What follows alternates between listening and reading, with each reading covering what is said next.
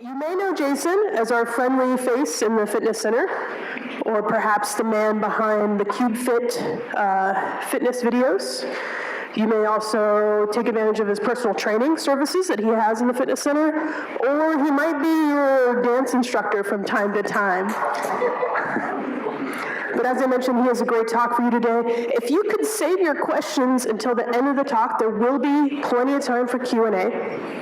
And without further ado, I'd like to present Jason Tagle with The Scoop on Sugar. Thank you so much, Bree. Thank you so much, everyone.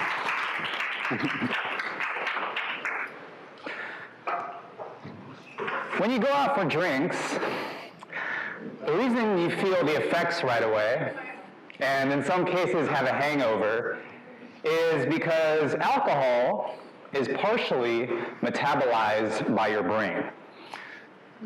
The rest is metabolized by your liver. Now, your liver is not that big, so if you give it too much alcohol to deal with, it's not able to properly metabolize fats. So over time, with chronic drinking, you can get a fatty liver, and that fat can also accumulate around your internal organs. Okay, this is the basis of a beer belly.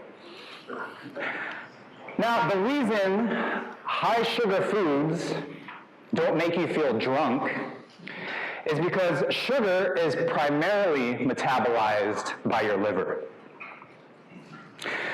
Now, I want you to realize that sugar is just a generic term for the digestible portion of carbohydrates that you consume to give you energy.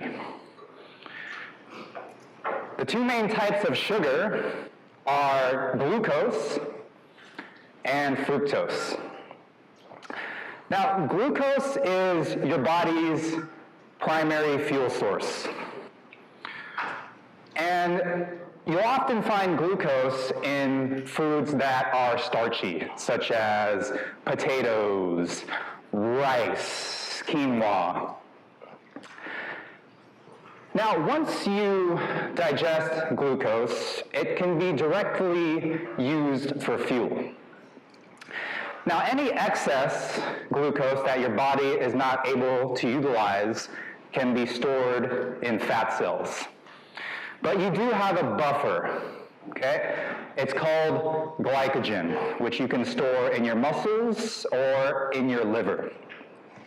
Now, most adults can store about 1 pound of glycogen, and every gram of glycogen carries 3 grams of water.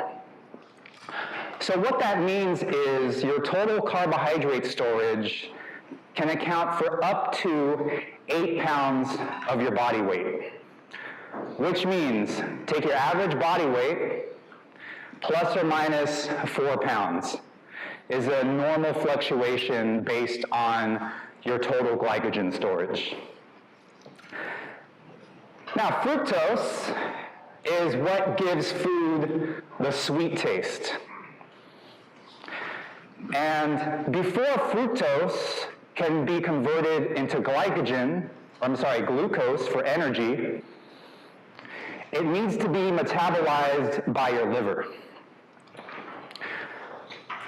Now, your liver can only handle a certain amount of fructose, just like with alcohol consumption. And so the same effects you get from overconsumption of fructose, you get the same things: fatty liver, fat accumulating around the internal organs, which is called visceral fat. And if your liver needs to transport these fats called triglycerides into other tissues of your body, it carries them in transporters called very low density lipoproteins. And if you have very low density lipoproteins, or VLDL, accumulating within the walls of your arteries, this can contribute to heart disease. So, The amount that your liver can handle is 1 teaspoon of fructose per 25 pounds of body weight, since your liver is proportional to your body mass. So as an example, let's say you're 150 pounds. So 1 teaspoon of fructose per 25 pounds of body weight is 6 teaspoons of pure fructose. So every teaspoon has 4 grams. So you multiply 6 by 4, so a total of 24 grams, and that's of pure fructose. Now, no real food is 100% fructose. Everything is a mix of glucose and fructose. So table sugar, otherwise known as sucrose, which comes from either sugar cane or sugar beets, is 50% glucose and 50% fructose. Now, most of the sugar we actually consume in this country does not come from sucrose. It comes from something called high fructose corn syrup. Now, high fructose corn syrup has 45% fructose, a 55% glucose. Now, that doesn't sound like a significant difference, but I want you to realize that high fructose corn syrup is in everything, from hamburger buns to ketchup, even some salad dressings. And the reason we have high fructose corn syrup in our food supply is because it's cheaper to produce sugar from corn than it is from sugar cane. But economics don't always line up with public health. Now, unless you're drinking Coke out of a glass bottle from Mexico, it's very likely not even made from real sugar, okay? It's made from high fructose corn syrup. Now, just so you know, this 20-ounce bottle of Coke has 65 grams of sugar, okay? If you drink the whole bottle, which most people do. So if you go back to that 1 teaspoon per 25 pounds of body weight, you can see how easy it is to overconsume sugar based on our food environment. Now, what about alternative forms of sugar? Well, marketers like to tell you that their sugar is better because it's raw, it's pure cane sugar, it's organic, and I promise you that is total BS. Because it's analogous to saying, our cocaine is pure, therefore it's good for your kids. Okay, free-form sugar is free-form sugar. Now, honey is only marginally better than cane sugar. It has about the same ratio, depending on where you get it from. It does have a higher water content, so it's a little more diluted. And it does contain some vitamins and antioxidants. Okay, but you still want to treat it like a free-form sugar. Right? And then something that shocked me is actually the worst sugar would be agave nectar. It can have as much as 90% fructose and 10% glucose.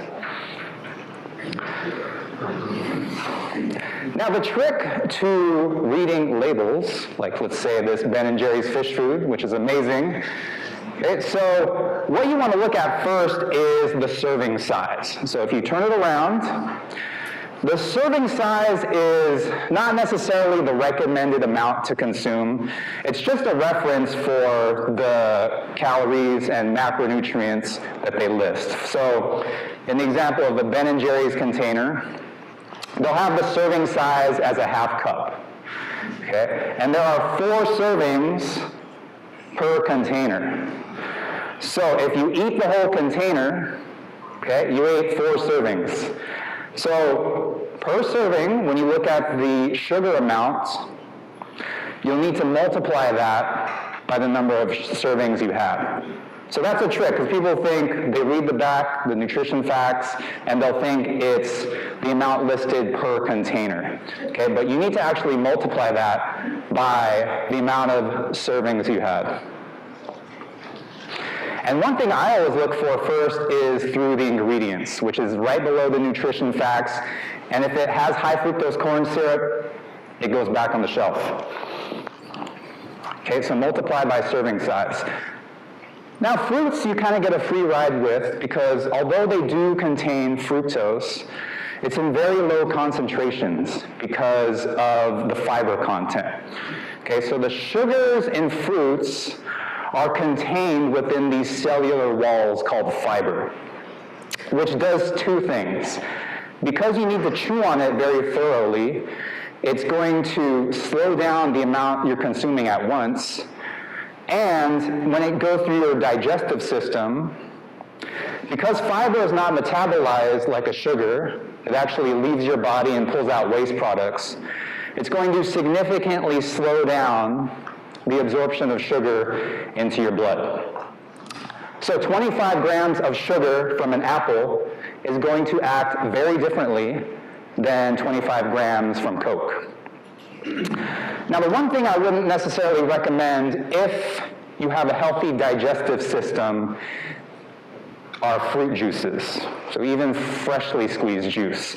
Now, yes, fruit juice still contains the vitamins that you get from fruit, but now you're concentrating the dose of sugar that you're getting in one serving.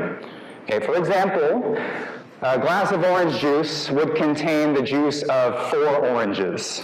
Okay? Now, most people find it pretty easy to drink a glass of orange juice with breakfast, for example, but very few people would casually eat 4 oranges in one meal.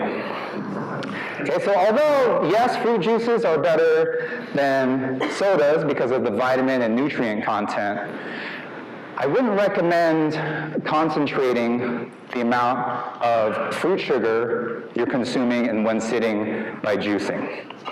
Now, if you're still concerned with, okay, what's a good amount of fruit, of whole fruit, to consume in a day? Okay, well, you can safely consume up to 5 servings of whole fruit. Okay, so a serving would be about the amount that would fit into your hand. Okay, so like maybe a large banana, an apple, or a cup of berries.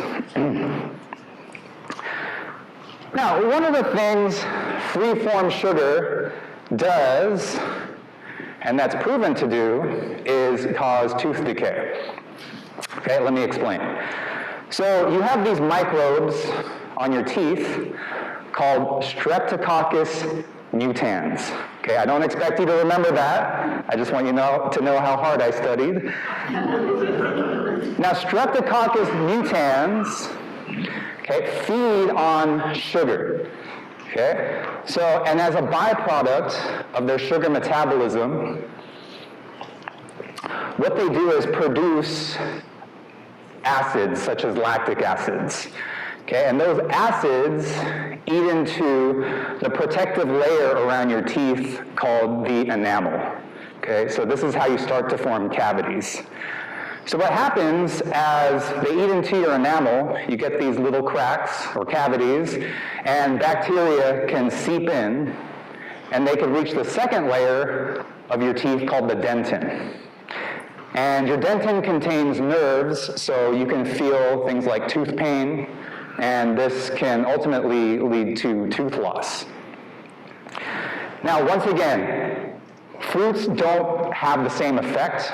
Number one, because fruits are very diluted, which means for the small amount of sugar, they have a very high water content.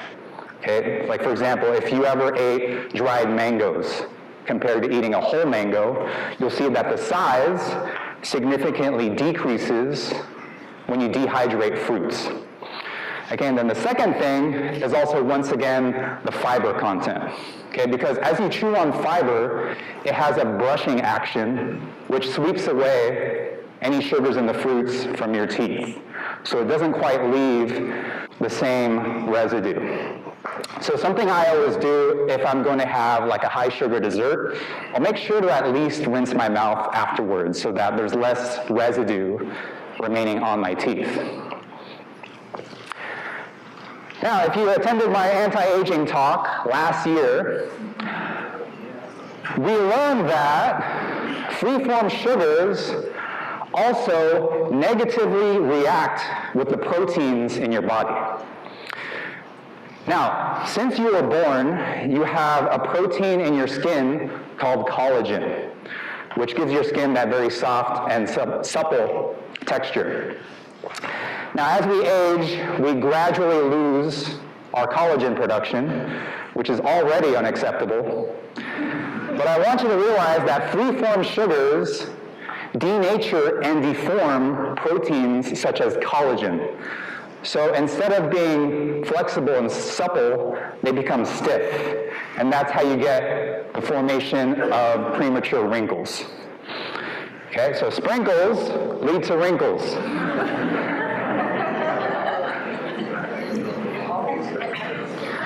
Now, one way to measure if you're over-consuming sugar is to get your blood glucose or your blood sugar measured. And you probably did this at our health screenings, or you can even do a testing kit at home. But the reason why your blood sugar is measured fasted is because we want to know how much sugar is remaining in your blood after metabolism. So, a normal fasting blood sugar level is less than 100 milligrams per deciliter. So in simple terms, that equates to 1 teaspoon of sugar in your blood. So between 100 to 125 milligrams per deciliter is considered pre-diabetic. And that happens because of two reasons. When you have excess sugar floating in your blood, the cells that can use that sugar, that glucose, become more resistant to taking up sugar because they already have enough as it is, okay? Which is analogous to constantly receiving ads for political campaigns. And then you start to ignore those messages because you're constantly being bombarded with them. Okay? That is known as insulin resistance. Because insulin is the hormone that your pancreas releases in response to sugar in your blood, okay? And it acts like a key to unlock the doors to tissues to take up glucose. Okay, so what happens with excess sugar in your blood is that those tissues that can use glucose, okay, become resistant to the effects of insulin. Okay, so your body still releases insulin, but now the tissues can't take it up, so now you have excess glucose in your blood. Okay, so very important to get your fasting blood sugar measured to make sure it's within that normal range. Okay, now the opposite of insulin resistance is called insulin sensitivity, where your body is very receptive to taking up glucose. Okay, and surprise, surprise, the two main ways to improve your insulin sensitivity are controlling your total amount of carbohydrates and with exercise, even light exercise.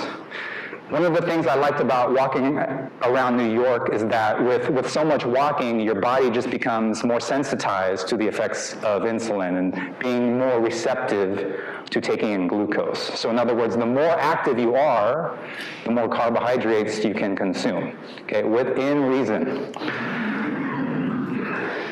Now, okay, this all sounds good, but Jason, sugar is so tasty. What do I do about my sugar cravings? Okay, I'm going to skip past the psychological and emotional aspect of eating because I actually have a physiological solution for you. And the key lies within your gut. And I don't mean this gut, but your digestive system, okay, your intestines.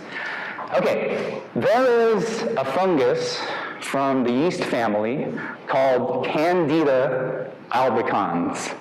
Okay, and this exists within a small amount in your digestive tract. Now, a small amount is acceptable, but just like the microbes within your teeth, Candida loves to feed on, guess what, sugar, okay? And they act like invaders that try to take over your digestive system. And if you have an imbalance with too much Candida, okay, number one, it can lead to sugar cravings because the more they eat, the more they'll want. And it can also disrupt your immune system and interfere with digestion. So Candida feed on sugar, meaning the more sugar you consume, the more you're going to want. And it's not you, there's nothing wrong with you, it's your Candida multiplying because they want to get and feed on more sugar. Now, it gets better because you have a friendly bacteria called Lactobacillus acidophilus. Okay, these friendly bacteria support your immune system and help with digestion. So, a great way to combat sugar cravings is to embrace the power of sour.